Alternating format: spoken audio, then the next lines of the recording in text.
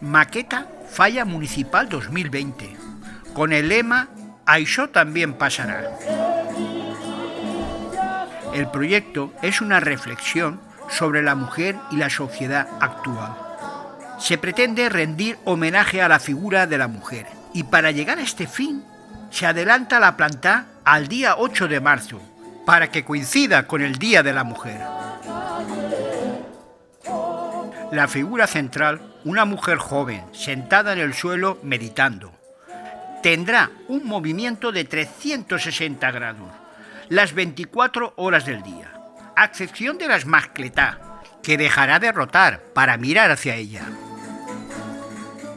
Este año tiene de especial, aparte del giro de los 360 grados, que las figuras de alrededor están repartidas por toda la plaza del ayuntamiento.